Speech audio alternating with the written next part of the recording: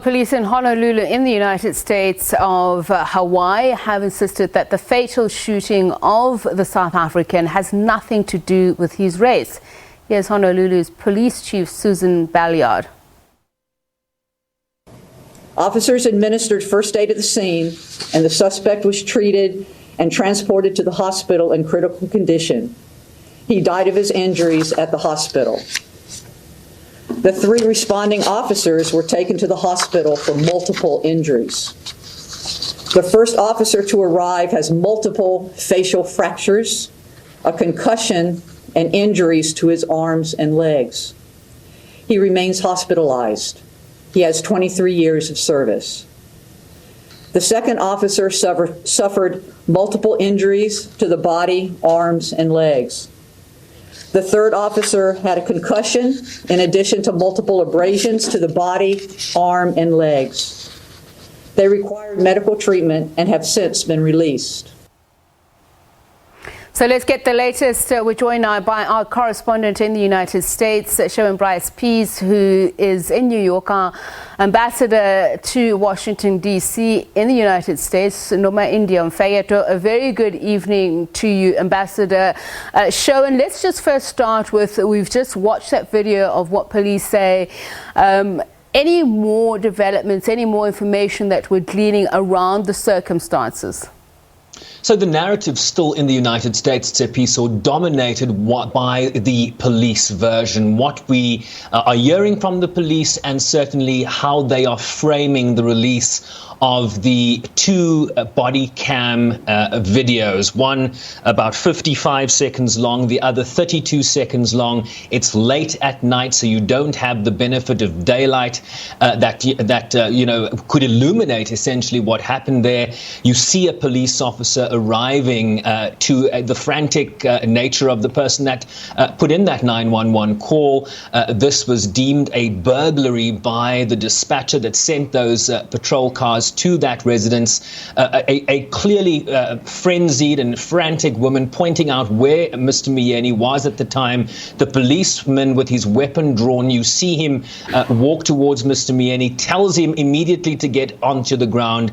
In that initial shot, SABC, you'll see Myeni standing next to someone. Who is that person? We don't know. Is that another police officer? Who was he talking to before the battle with police ensued? You see the gun drawn there. They get into a scuffle, and another police officer arrives, deploys a taser. The taser doesn't have an effect in subduing Mr. Myeni. The battle continues. You hear 1 shot ring out from a weapon, and then 3 fatal shots. We understand he was rushed to hospital in a critical condition, upon which he was declared dead at the hospital. So lots of questions here, more than the answers we have right now. I can tell you that his widow, Lindani Myeni, has released a statement on Facebook. I'll read you some of that, SABC. They shot my king, she says. I was with him at 7:30 p.m. He went for a drive to clear his mind after a fun family day. His green card interview next week. I called and he said he was on his way home at 7:52 p.m. By 8:10 p.m., cops had shot him 4 times. How can you justify that, she asks. What happened in 18 minutes? What do I tell my babies when they cry for him? He was my heart. I will never find a perfect love like him. He was indescribable. He'd grown into a noble man, righteous but not self-righteous, loving and wise. He was too good for this broken world. He was born at Queen Nandi Hospital and passed away at Queen Emma's Hospital. We need justice. They must release the body cams and show us what happened. Why are 3 trained officers afraid of 1 unarmed man? They just left me a widow at 29 with 2 babies in diapers. You got to be effing kidding me, she writes. So we're going to talk a little bit more about that in just a moment, but I want to come to you, Ambassador, just listening to that, watching some of that. Is it hitting hard, literally and figuratively, all of this amidst the news of these shootings in the United States, that it has now hit home, so to speak? Good afternoon, SABC. It's a sad day. But I want to start by saying, as an embassy in South Africa, in the United States of America, really we learned with shock about this news, the death of such a young South African father husband and beloved son from KZN, Lindani Myeni, whose life really was cut short in a shooting incident, as said. As the ambassador of South Africa, I'm deeply concerned about the shooting, especially given the climate of the race relations here in the United States. We are closely monitoring the investigations, and the consulate in LA is liaising with the family and local authority. At this stage, we are allowing the police to investigate and the investigation to run its course. The State Department here in Washington is dealing also with the matter. And from my side as an ambassador here, I will make sure that we keep the family informed at every step. Okay, so Ambassador, within that constrictive environment, what do you think, beyond what you've said, you'll be able to do for the family under these circumstances without overstepping those diplomatic lines? Definitely, the family needs to, as you hear the wife saying, needs to hear what happened. They need to know what happened. But there might be other things that, since the body would be taken to South Africa, there might be other things that the family would want.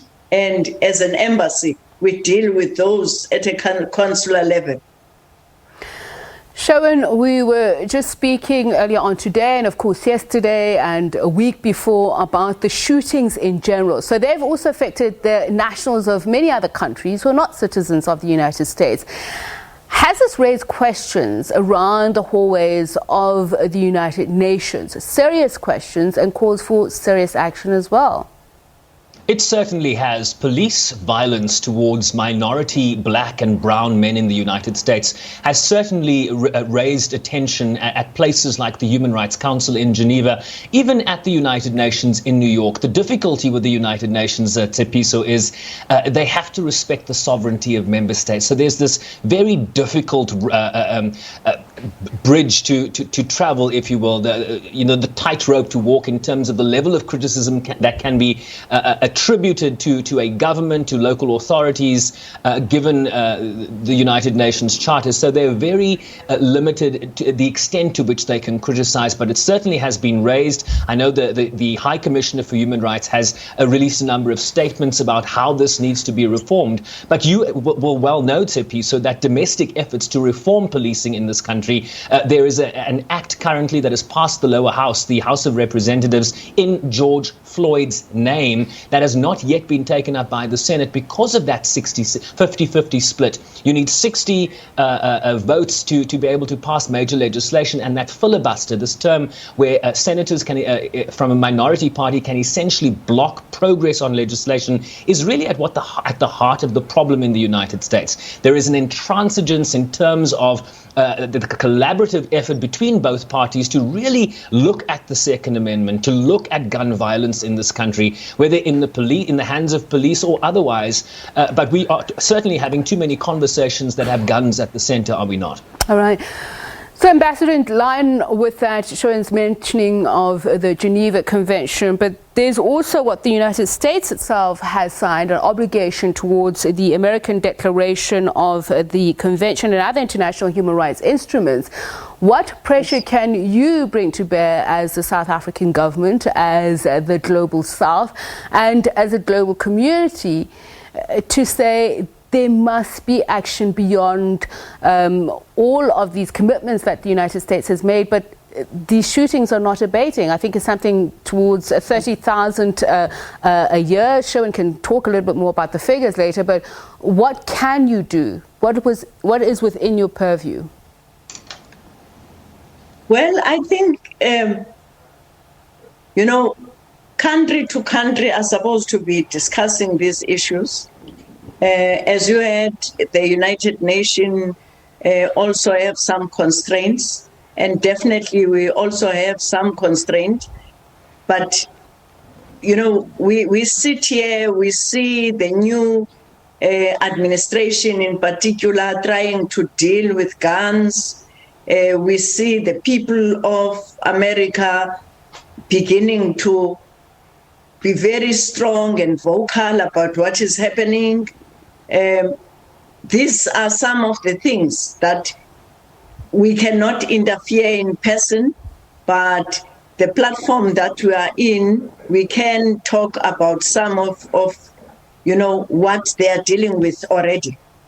Well, thank you to both our ambassador to Washington, D.C., Her Excellency Nomaindiya Mfeketo, as well as my colleague there in New York, Sherwin Bryce-Pease.